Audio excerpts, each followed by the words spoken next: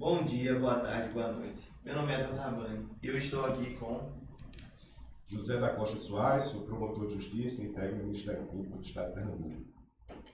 E nossa querida apresentadora Nina Bispo, estamos também com outra convidada, que é a professora Raíssa, sou professora de Química aqui da Auxiliadora. Muito obrigado aos dois e pode puxar a vinheta.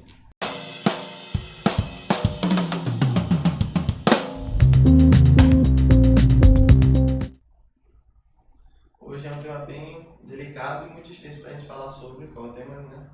O tema de hoje é o papel social da mulher e como combater a escalada do feminicídio na sociedade.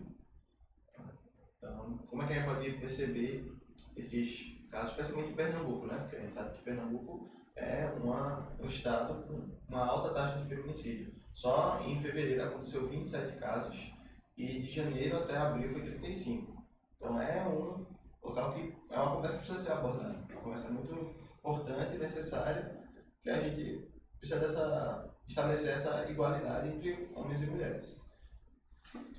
Muito obrigado, gente, pelo convite. Eu parabenizo o Colégio Auxiliadora por essa iniciativa belíssima. Violência contra a mulher é um tema atualíssimo, está na ordem do dia. O caminho da prevenção, da conscientização e da educação é sempre melhor do que o caminho da repressão, principalmente quando ele parte no chão sagrado da escola, na formação do ser humano. Eu considero a violência contra a mulher um fenômeno perverso que tem suas raízes na cultura patriarcal que formou a nossa sociedade, né? Até hoje se parte da ideia de que a mulher pertence ao homem. É um fenômeno da objetalização da mulher, né? Não só o seu corpo, mas os próprios rumos da sua vida, né? O homem entende que ela pode ser um objeto, uma propriedade dele, e se em algum momento ele entende que esse objeto, essa propriedade, está sob risco, ele lança mão da violência para resgatar esse poder que o machismo e o patriarcado formou ao longo de 5 séculos nesse país. Eu entendo que o machismo no Brasil tem suas raízes mais remotas no fenômeno da escravidão. Desde então, a mulher, as escravas já eram objetos sexuais dos senhores de engenho, né? Os senhores e seus filhos, os filhos iniciavam a sua iniciação sexual estuprando as escravas e também as indígenas. Então, desde o processo de formação da sociedade brasileira, a mulher já passa por essa ideia de que pertence, como se ela tivesse um dono. E hoje, em pleno século XXI, nós assistimos a essa escalada de feminicídio, esse crime terrível que a gente precisa, de uma vez por todas, conscientizar não só as mulheres a lutarem por seu direito, mas nós, homens, né, a nos conscientizarmos e respeitarmos as mulheres e sermos também agentes desse processo de transformação, de luta contra o machismo, o patriarcado e defesa da autonomia feminina. É porque não é uma obrigação só nossa, né? É uma obrigação de todo mundo, das mulheres, é uma obrigação de todo mundo, inclusive dos homens. Exatamente. Notadamente os homens, né? Notadamente os homens. O homem não pode olhar para esse problema com indiferença, né? Tem que ser como participante dessa luta, né? Dessa luta de reconhecimento da autonomia e da emancipação feminina. Com certeza. E como o senhor disse mesmo, eu acho que vem de uma falha na educação. Por exemplo, é um sistema patriarcal, onde tem essa preferência de falar o homem é melhor que a mulher. E é isso que fundamentaliza o machismo. Quando uma pessoa acha que é superior a outra pessoa, ela vai ter algum tipo de preconceito, vai fazer alguma coisa, e o machismo é justamente isso, é a pessoa se agindo como superior, se achando superior por uma falta de educação, que a gente sabe que não é isso. Tem até um filósofo persa que ele fala que a sociedade é como um pássaro, e uma asa é os homens e outra asa é as mulheres. Se as duas asas não baterem no mesmo nível, se as duas não forem equilibradas, então a sociedade não pode alçar voo. Então é isso que a gente realmente tem que aprender desde o começo, que não tem, sem um, sem outro, não tem como a gente se achar superior. Porque com as asas, uma asa não vai estar superior à outra, as duas têm que estar no mesmo nível. E é isso que realmente a gente tem que buscar. E é um dos propósitos do movimento feminista, que é não buscar a superioridade de um ou outro gênero, é a igualdade, é a equidade. Não sem razão, a Carta Democrática de 88 equiparou em todos os direitos e deveres homens e mulheres. Né? O documento mais importante do país, que é a nossa Constituição Federal, que aqui acolá um outro aventureiro, né, quer colocar sob risco o nosso Estado democrático, estabeleceu a igualdade plena entre homens e mulheres. E se vocês me permitem, eu ia fazer um pequeno apanhado como o Brasil chegou até a Lei Maria da Penha, né? A lei que eu considero um dos diplomas legais de maior eficácia social nesse país. No ano de 1976, houve um feminicídio muito covarde no Brasil, lá no Rio de Janeiro, na Praia dos Ossos, em que a socialite Ângela Diniz foi assassinada por seu companheiro, um homem muito rico, chamado Docker Street, simplesmente porque rompeu o relacionamento. Então aquilo mexeu com o ego dele, né? Ele não aceitava aquilo, e a assassinou com 4 disparos de arma de fogo na face. Eles estavam a sós dentro de uma casa de veraneio lá nessa praia. Então repare, uma mulher franzina, só, desarmada, foi morta por 4 disparos de arma de fogo. Quando esse homem foi a julgamento, ele disse que estava tão apaixonado por ela, né? Estava tão perdidamente apaixonado, que não aceitou aquele rompimento, e por conta dessa paixão, ele a assassinou. Quer dizer, a mulher, o advogado ainda usou uma expressão do plenário do Tribunal do Júri, que era assim, ela era uma mulher tão envolvente que se tornou uma mulher fatal. Nesse crime, foi, digamos assim, a semente que fez nascer 30 anos mais tarde a Lei Maria da Penha. Por quê? Porque foi a primeira vez nesse país que se criou um movimento de combate a essa ideia de que o amor justifica o feminicídio. Nasceu o famoso slogan, quem ama não mata. E aí, em 1976, quem ama não mata. O movimento feminista começou a se organizar com os primeiros contornos. E aí, houve uma reação muito forte, e chegou aí no julgamento do Tribunal do Júri. Teve uma pena desse tamanho, o Estado foi solto, aí a sociedade se organizou, ele foi novamente a julgamento, e no segundo julgamento ele teve uma pena maior, mais condigna com a barbaridade do ato que ele cometeu. Nesse meio tempo, a talvez a maior heroína viva desse país, Maria da Penha, Maia Fernandes, passava por um processo semelhante. Ela era casada com um professor colombiano, Marcos Heredia, professor universitário, camarada bem situado na sociedade, reconhecido, conhecimento, né, nível superior, etc. Mas ninguém sabia o que acontecia na intimidade. Às vezes as aparências enganam. E 90% dos casos de violência doméstica contra a mulher nesse país, eu uso afirmar, dão-se com pessoas do convívio mais íntimo, né? Dão-se ali no seio estreito daquela relação. Pois bem, Maria da Penha foi vítima de 2 tentativas de feminicídio. A primeira, ele forjou um assalto e realizou um disparo de espingarda na sua coluna. Seccionou a medula, ela ficou paraplégica. A princípio, ainda aceitou continuar vivendo com ele, porque acabou acreditando nessa história do assalto, que depois foi desmascarada. E depois de um período, ele não satisfeito, ele manteve em cárcere privado durante 15 dias e tentou matá-la novamente, dessa vez mediante choque no chuveiro elétrico. Tentou eletrocutá-la no chuveiro, né, no banquete, no chuveiro elétrico. Ela foi salva pela filha, aí sim ela tomou a decisão de uma vez por todas, ele não vai submeter aquela relação abusiva, com 2 tentativas de feminicídio, e aí começou um longo calvário de anos, foram 19 anos e 6 meses, até ela conseguir, já paraplégica, conseguir levar o caso à Corte Interamericana de Direitos Humanos, porque o judiciário brasileiro, mais uma vez, foi complacente com o agressor, e aí, graças à luta dessa pequena heroína, né, essa pequena guerreira baixinha, em 2006, repare, o primeiro crime que eu falei foi em 1976, né? 30 anos depois, em 2006, em 7 de agosto de 2006, foi sancionada a lei que ganhou o nome dela, Maria da Penha, em razão da sua luta. De lá para cá, a coisa melhorou, houve muitos avanços. A gente nunca deve cair, gente. Aí eu peço a atenção especial de vocês. É muito comum, não sei se vocês já observaram, a gente chegar num local e as pessoas dizerem assim, antes da lei da Maria da Penha não tinha tanto feminicídio. Parece que a lei da Maria da Penha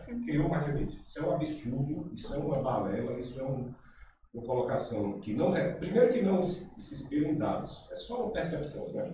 E segundo, que tem uma razão para isso. Hoje, o patriarcado está reagindo contra a emancipação feminina. Tem um diploma legal que permite à mulher pedir uma medida protetiva, que permite à mulher, que oferece à mulher mecanismos de proteção. Então, o patriarcado não aceita, né? Não aceita, e aí parte para essa escalada de violência maior. A culpa não é da lei, muito pelo contrário, a lei é o remédio.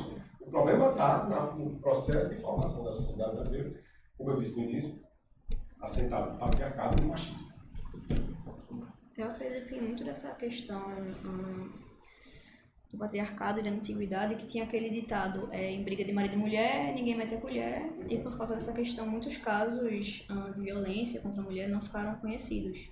Porque às vezes o marido batia nela, ela acabou morrendo por um motivo que não foi ligado ao marido, mas ainda assim ela tinha vivido toda aquela vida em violência, mas não levou o caso para ninguém, porque sabia que não ia ser representada pela sociedade, pelo público, pela família, que geralmente passa muita mão na cabeça do homem e fala, mas ele não quis fazer isso, ele só queria seu bem, esse tipo de coisa. Exato. Quantas mulheres já tiveram vergonha, né, de se dirigir à delegacia, sabendo que ao lá chegar, o delegado vai dizer, isso é problema de vocês, né? Sempre foi assim, sempre foi nesse país, sempre as coisas aconteciam entre quatro paredes, estava tudo certo, né? E ninguém se questionava, o marido dela, problema entre os dois, né? Aí vem uma lei que diz, não é bem assim. Aí por isso que falou tão mal da Lei Maria da Penha, porque ela mexeu nessa esfera de poder masculina, né? Ela incomoda porque ela mexeu nesse poder que o homem sempre teve, ele tem essa reação com base na violência. Eu tenho um Instagram, gente, se vocês tiverem curiosidade, chama-se @História e Retalhos, que eu conto alguns fatos relacionados à história, de maneira geral, uso a história como mecanismo de reflexão, né, e instrumento de mudança mesmo. Eu acho que o passado não é algo morto ali, condenado, não. O passado é vivo, portanto está mais vivo do que nunca. Eu comentava isso com o Thomas, né? Eduardo. Eduardo, eu comentava com ele aqui, recentemente eu escrevi, professor, um artigo sobre o feminicídio da fisioterapeuta Tássia Mirella. Não sei se vocês recordam, em 2017. Morava só, independente, formada, tinha a renda dela, futuro profissional brilhante pela frente, os pais na amavam, etc. Esse foi um vizinho, né? Um vizinho que já a cobiçava há bastante tempo, que a pegou de surpresa e bateu. Quando se puxou o histórico desse camarada, está condenado, foi condenado, está preso, etc., viu-se que ele já tinha várias demonstrações, né? Já tinha comportamentos abusivos há muito tempo, né? Matou da forma mais cruel possível, estrangulou, depois deu uma facada no pescoço dela, ela morreu ali mesmo. Depois ele, como se nada tivesse acontecido, fechou a porta, foi para o apartamento dele e fez de conta que estava dormindo. Logo foi desmascarado. Eu estou contando esse fato porque é um fato recente, é um fato de poucos anos para cá, 2017, que mostra como o fenômeno ainda é muito, muito vivo. E é aquilo que a gente conversou no início. Enquanto a gente não partir para esse processo de formação das novas gerações, mais uma vez eu parabenizo o colégio de vocês, né, os terceiranistas e o colégio por essa iniciativa, vamos partir para esse processo de formação da sociedade, o fenômeno permanecerá instalado. Eu ia até puxar mais da perspectiva desse patriarcado, machismo estrutural. Sim. A gente percebe até quando a gente vê, tipo, a gente tem uma Constituição muito forte, a Lei Maria da Penha é um exemplo, uma lei muito boa. Só que a gente ainda percebe tantas injustiças acontecendo. E isso está ligado realmente ao patriarcado e ao sistema penal, jurídico, que tem essas falhas na hora do julgamento. Como, por exemplo, o negócio de homicídio através de A mais do mais, ou essas coisas que são qualificadoras no Código Penal, que são como, se a mulher traiu o homem, então a pena dele vai ser mais baixa. Só que mesmo assim ele está cometendo um ato de homicídio. Eu acho que ele deveria ser levado ao mesmo caso, e tem vezes que eles usam isso para tentar escapar de uma pena. Quando a pessoa fala, ela me traiu, por isso que eu matei. E a mulher normalmente não tem uma defesa tão forte quanto a do homem. Essa perspectiva estrutural já dá esse apoio ao homem, tanto na voz, tanto no sistema de apoio, e realmente esse negócio de voz, de a mulher não ter a voz. E antes da Lei Maria da Penha, não era porque ele não tinha, é porque eles não tinham voz para falar, eles sofriam tanto quanto, só que até hoje não tem tanta voz. Você imagina lá, quando nem tem essa lei, eles iam falar pra quem? A lei no segurança. Esses crimes acabavam não vindo à tona, né? Isso, exatamente. Quer falar alguma coisa, professor? Não, eu queria colocar que o feminicídio ele também é muito ancorado na discussão de papel social, né?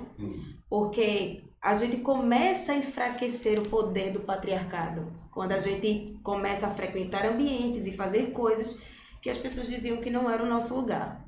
Então, quando chega em 2006, a lei que derruba os muros de casa, os muros das 4 paredes, acontece esse choque. Talvez até seja um choque de realidade, porque não era em todo ambiente que a gente ia estar presente. Eu digo isso como uma mulher, hoje eu faço pós-graduação também, e da área de química, que é a área de ciências exatas. Então, estar num ambiente que é muito masculino, coloca a gente em posições muito assim, às vezes até precárias. Né? Dizer que não, aqui não é o meu lugar, porque esse processo também de objetificação da mulher não é só do corpo, como foi falado, mas o intelecto também. Então eu não posso pensar. Eu não posso querer saber o que o homem sabe. Ou o homem é mais inteligente do que eu. Isso não é pra mim. Eu estava estudando, que eu estudo um pouco sobre o feminismo também, tem um livro que é o Feminismo na Ciência, que a gente fala muito sobre as questões principais, assim, do papel social da mulher mesmo. E aí ela fala, nesse livro, que foi dado à mulher o papel do cuidado. Porque a mulher é mais carinhosa, porque o homem não é carinhosa. Então a mulher é a que cuida, não a mulher que faz ou que estuda. Esse é o papel da mulher, o papel que cuida, o papel que é submissa, o papel que é amparada pelo homem. Dito que é cuidada, mas não é cuidada.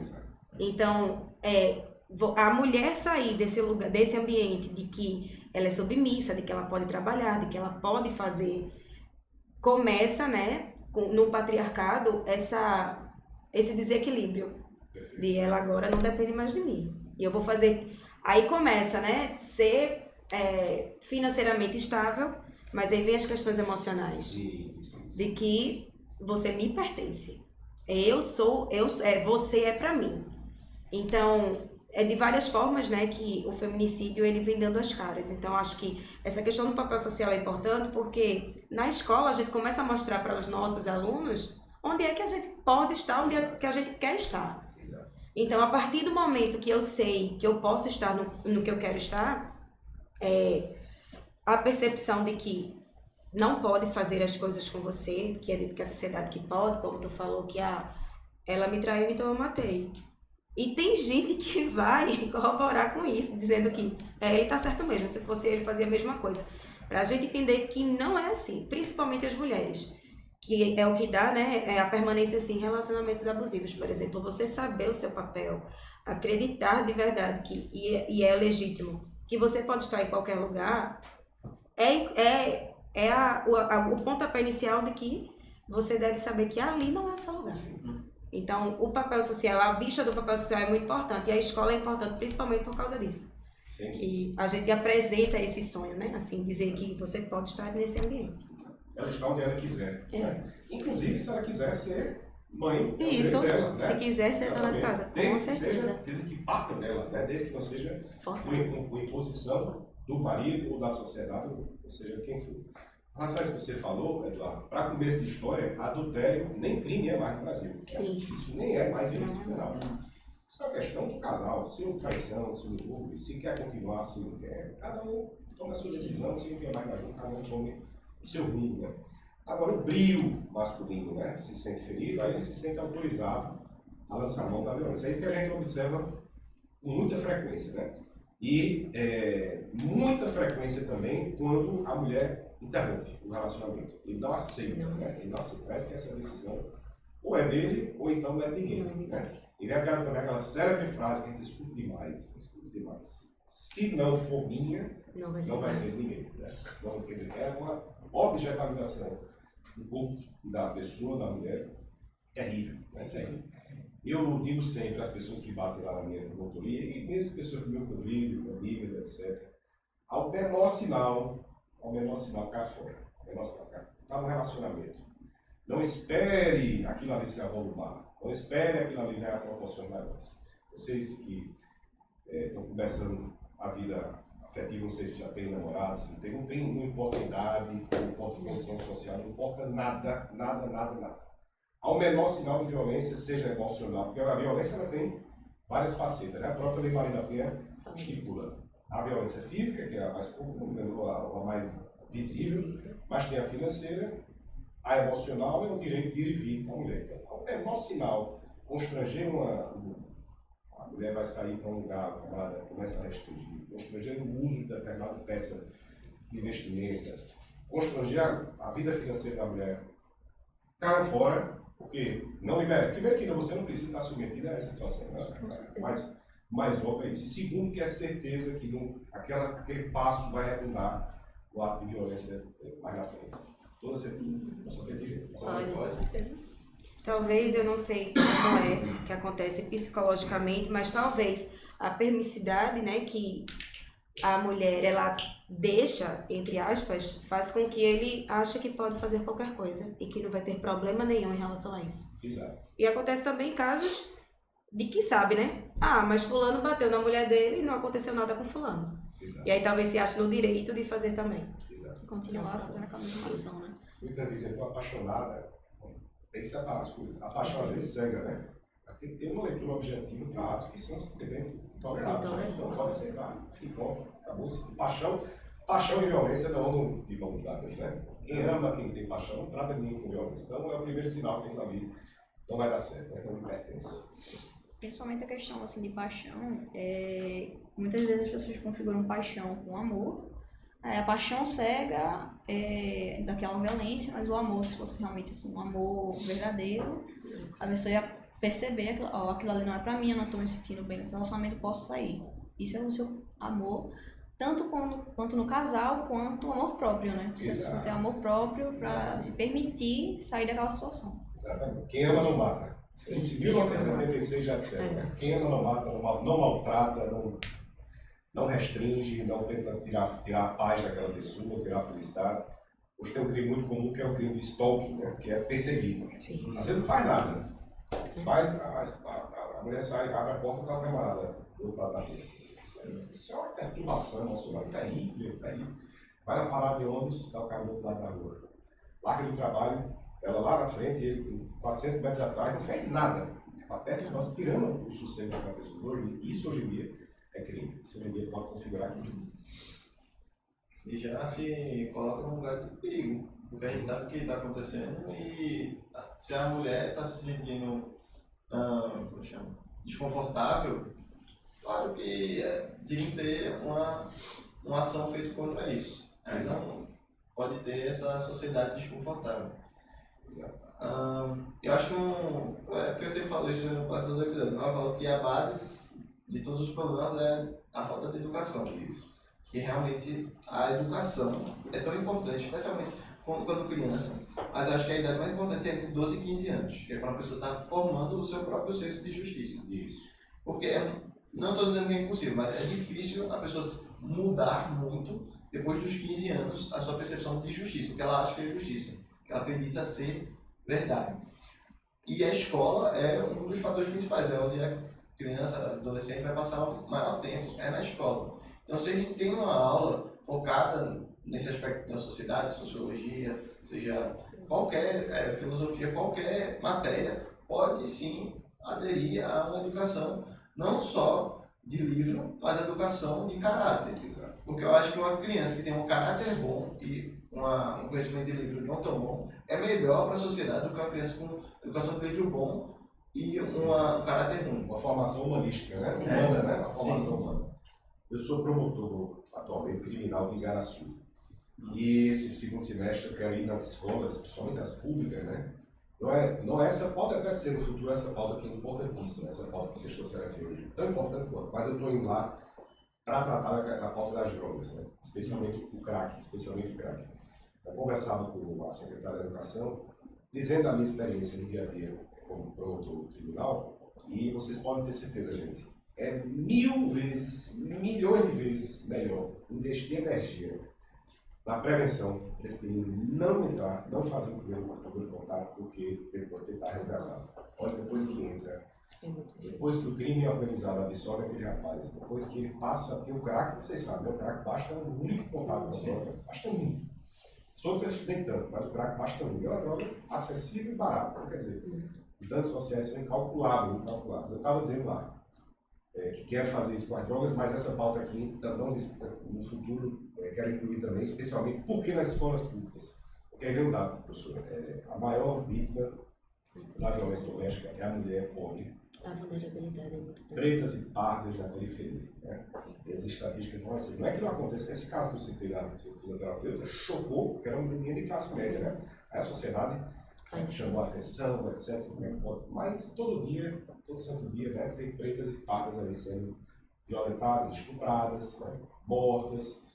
A violência sexual, o homem ainda acha que é obrigação da mulher servir, né, sexualmente, então se ela se nega de constrange, de noites, tem nada a ver. O fato de ser marido e mulher, não existe essa obrigação. E se não, é não. Não é não. E se não existiu, estupro. Estupro. Antigamente se dizia, se o marido faz, tem até um penalista famoso que dizia isso, não, se for entre marido e mulher, não configura estupro. Tem absolutamente nada a ver. O estupro reside na violência, né? Na quebra ali, no comprometimento da dignidade sexual da vida. Então é isso, é entrar nessa seara aí, principalmente das periféricas, né? Das mulheres mais periféricas precisam se conscientizar. O Estado tem despertado para isso, tem criado centros de acolhimento, no Recife tem vários, lá em Garaçu também já tem promotoria especializada nisso, várias de violência doméstica também especializada nisso, que água mole e pela dura, gente, isso é coisa para 10, para 20, para 30 anos, quem sabe as gerações futuras vão viver muito melhor do que a gente vive atualmente. Eu ia até falar, nessa questão de periferia, tem uma comunidade que eu vou e eu faço visitas, e é muito nítido que a falta de conscientização dos próprios direitos das pessoas. Porque eu conheço tantas pessoas que falam, eu sofri essa violência, não falam casos, que eles não falam que é violência, mas falam esses casos, e eles não percebem que está indo contra o direito. É porque a mãe dela sofreu a mesma coisa e ela ela não teve esse apoio para falar para um policial ou para um sistema de saúde. Para romper, né? Para romper. Porque ela não sabia que tinha disponível. Então, essa questão de educação, conscientização nas escolas, porque na escola o filho já conscientizado pode ser até um porta-voz para a mãe ou para... não é só conscientizar as mulheres, tem que conscientizar todo mundo.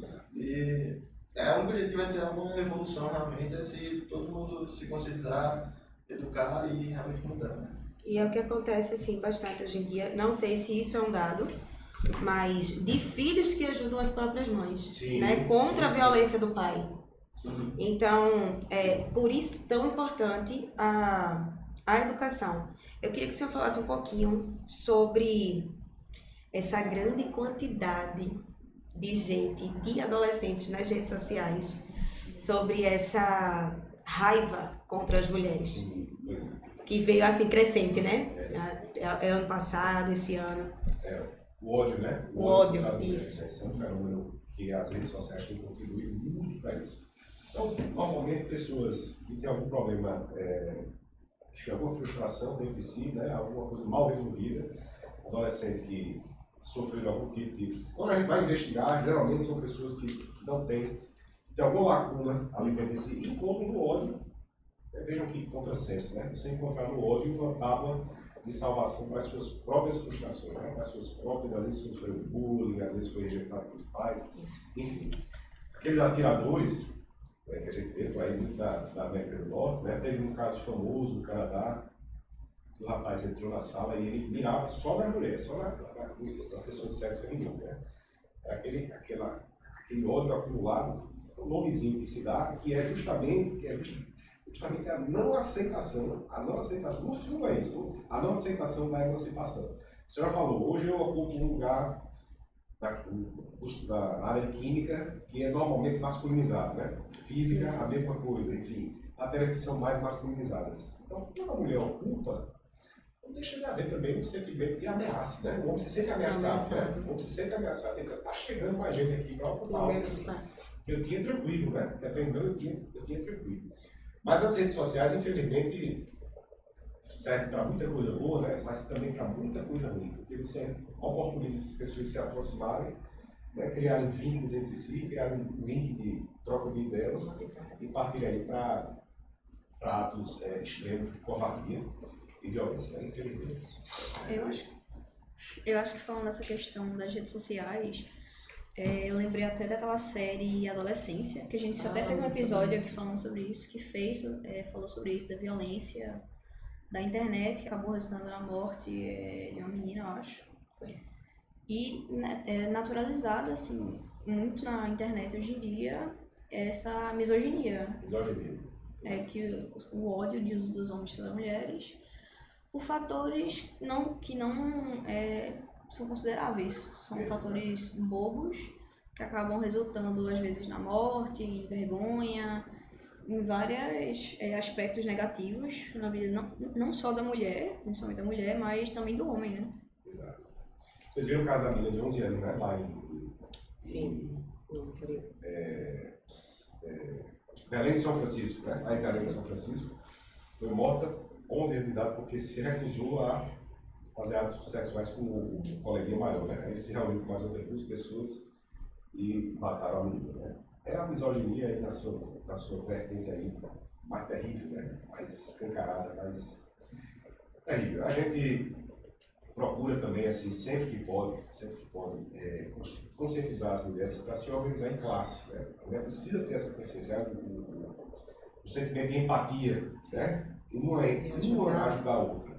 No passado, não muito distante, havia também essa ideia, não sou mulher para afirmar, mas havia essa ideia de que as mulheres não tinham essa ligação entre si, né? Elas não criavam esse liame de organização enquanto classe. Uma rivalidade. Uma rivalidade, pois é. E hoje eu vejo, assim, com bons olhos, eu vejo que começa aí a despertar aí, a sociedade começa a despertar para essa ideia de organização. O feminino precisa se organizar em grupos, né? Porque uma andorinha só não faz verão, mas um grupo ele tem forma de mecanismo de pressão na sociedade muito maiores e muito mais efetivos, capazes de realmente proporcionar mudanças no seio social. Isso. As redes sociais realmente corroboram para criar essas bolhas, né? Então, quando a pessoa é alimentada, esse ódio contra as mulheres, que tem muitos influenciadores que fazem vídeo, falam, não, por isso que você deveria odiar a mulher, não, você deveria tratar ela como objeto, você pode ficar como vocês quiserem. Tipo, tem muitos vídeos, eu já entrei em alguns vídeos que você vê e o propósito do vídeo é mostrar a imagem da mulher como inferior. Aí eu falo, meu Deus, e quando você assistir um vídeo aparece, mas sim, você tem que desligar, bloquear os canais, mas é porque ele é muito rápido a rede social de te botar numa bolha. Você assistir um vídeo, mais 5, mais 10, mais 20. Então imagina uma pessoa que realmente vê um vídeo, que ainda é jovem, não tem uma percepção tão definida e cria sua percepção ali, na rede social. Aí ela cria essa bolha que é muito difícil de sair tão facilmente, né? Tipo, dá pra sair, mas realmente precisa de uma educação, uma percepção. O algoritmo, né? O algoritmo nos leva a ficar recebendo sempre aquilo ali. Sim. Né? E é sempre assim, ao menor sinal, né? Hoje também na rede social a gente tem uma discussão muito grande sobre o papel da mulher, de mulheres falando que elas precisam ser dependentes do esposo, de que tudo é mais perfeito quando ela se coloca nesse lugar de submissão. Então, é saber entender, né? De onde é que aquela mulher fala, por que ela está falando aquilo, para que ou para quem ela está falando aquilo. Porque as realidades não são iguais, como o Senhor disse. Se a mulher quiser ser dona de casa, ela vai ser dona de casa. E isso é tudo bem. Agora, se ela não quiser, ela não pode ser obrigada.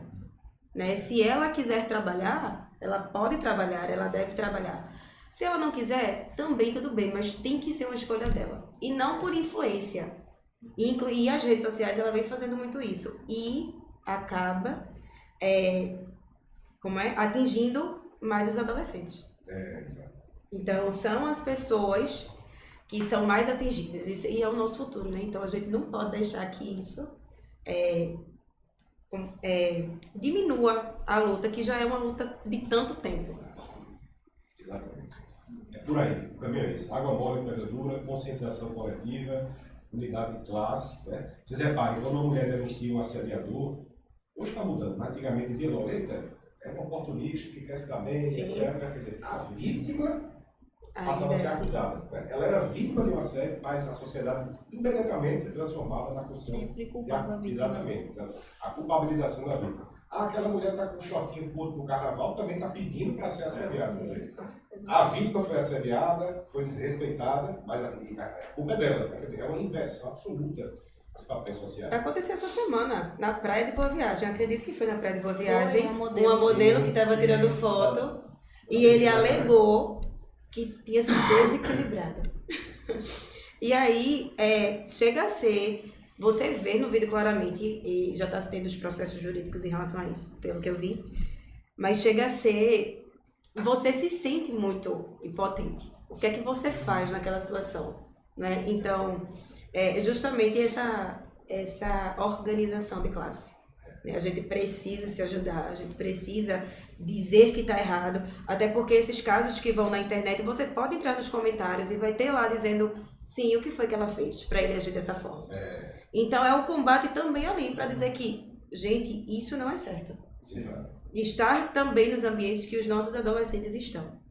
Que isso é uma das maiores preocupações que a gente tem que ter hoje em dia. Mas realmente esse caso foi uma vergonha pro sistema de direito total, porque como é que o advogado deles vai Ele alegou com vídeo, com vídeo. alegar que a pessoa tropeçou não. E assim, dá pra ver claramente Sim, que não foi. não A imagem foi fala, desequilibrado. né? A imagem fala, claríssimo. Então, gente, foi muito bom ter você aqui. Vocês dois têm comentários finais, vocês podem dar um para o outro. Fala, professora. Dizer que é uma luta de todos nós e que dentro das escolas, fora das escolas, de mulheres e homens, porque não o homicídio já é um crime, que a gente já fala há muito tempo, mas o feminicídio parte muito do princípio de que a mulher não tem defesa nenhuma. Então, para se atentar, ter cuidado com as nossas mulheres, né? Porque a gente faz parte da sociedade e é muito importante para ela. E que, ao menor sinal, como já foi dito aqui, saia dessa relação, peça ajuda. Hoje a gente tem lugares onde a gente pode fazer isso. A gente pode pedir ajuda na escola, pode pedir ajuda na família, pode pedir ajuda em vários ambientes. Então, não se coloque nesse lugar. Perfeito, professora. Eu agradeço a vocês, a Ana Clara, filha de uma amiga minha, foi por intermédio dela, né? Ela me acompanha no Instagram. Agradeço o convite, louvo a iniciativa, que isso seja cada vez mais fomentado dentro do chão sagrado da escola. Só tem um caminho para esse país, gente. Cultura e educação. Eu não vejo outro caminho para esse país. Enquanto as novas gerações não tomarem consciência de seus direitos, de seus deveres, claro, direitos e deveres, decidirem mudar o mundo dessa sociedade, não há outro caminho fora da escola, não há outro caminho fora de uma formação cultural sólida, feita em bases bem intencionadas, à luz de um Estado democrático de direito. A gente nunca deve abraçar ou flertar extremismo, né? Formas de desconstrução de uma sociedade. Às vezes você vê discursos radicais, odiosos, né? Pautados no ódio. É muito comum hoje em dia a gente ter uma sociedade polarizada, que tenta destruir as bases de um Estado plural, inclusivo, democrático, que todo mundo possa exercer a sua liberdade de forma plena. Mais uma vez eu agradeço, estou à disposição que essa pauta seja cada vez mais tratada nesta unidade escolar e todo o nosso Estado. Muito obrigado. Muito obrigado a vocês dois, obrigado a quem está assistindo. E foi isso. Pode dar like, se inscrever e até a próxima semana. Não se esqueçam, tá, gente, do nosso Instagram. A gente posta conteúdos lá quase que diariamente. A gente vai postar uma prévia dos episódios. Sigam também nosso YouTube, compartilhem, deem like, ativem as notificações para não perder nossos vídeos. São são semanalmente, toda sexta-feira, às 4 horas da tarde. Bom, é isso, gente. Até o próximo episódio. Tchau.